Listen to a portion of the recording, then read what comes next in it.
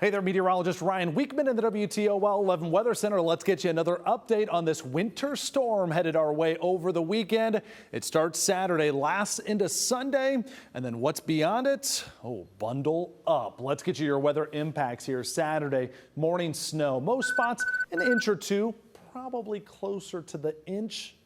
Afternoon, a little bit of freezing rain switching to plain old rain as temperatures climb 33, 34 degrees. It's not a big jump, but it's enough to get us cold rain to fall. And that's going to melt away a lot of that snow that does fall if you see any on Saturday. Look ahead towards Sunday for us here. A snow burst possible in the morning here. A quick 2 to 4 inches of snow going to be likely.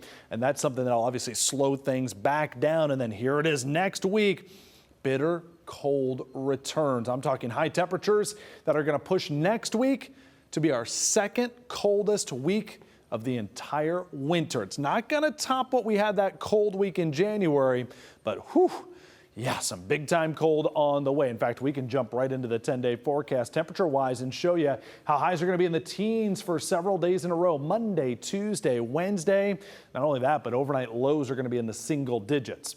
If we end up on that higher end of the snowfall forecast, those overnight lows won't go to the single digits. They'll go to 0 or potentially even below 0. So keep that in mind. The amount of snow we get over the weekend will dictate how things are going to feel a little bit next week.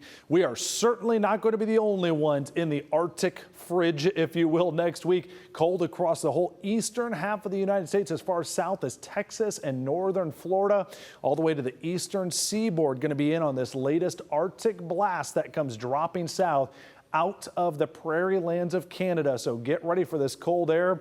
It's going to be around for several days next week, and it's going to be one of those situations here where yeah, you'll certainly be bundling up day after day. Radar and satellite, we're recording this right about noon on your Friday. You can see we've got clear skies out there right now, but here comes our next system already producing widespread rain and snow across the Intermountain West.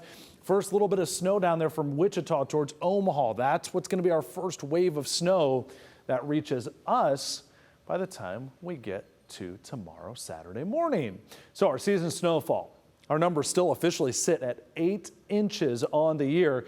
That's 17.5 inches below pace. It has been very minimal.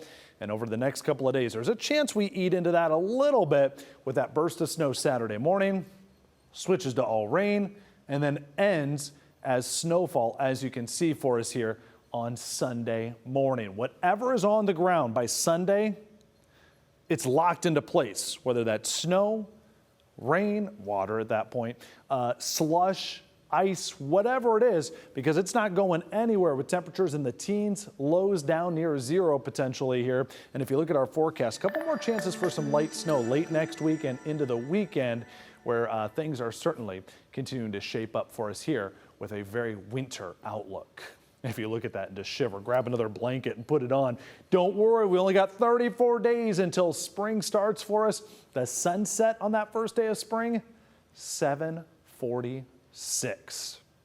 How about some warm thoughts for that? Our alert days roll on Saturday into Sunday. Again, our weekend is going to be a busy one with that potential for snow first, then switching back over to rain, and then flopping back over to snow. And that Sunday morning snow is the one that we're watching most closely for the potential to have the heaviest burst to go along with it. That's where roads will probably be at their trickiest during the day Sunday, and the wind picks up as well. Might even get a little bit of blowing snow, something that certainly will need to be watched as we go over the weekend. After that, here comes the cold. So don't forget to get that WTOL 11 weather app. Keep yourself updated. We update it in the WTOL 11 Weather Center, so you know exactly what to expect as we go over the next few days.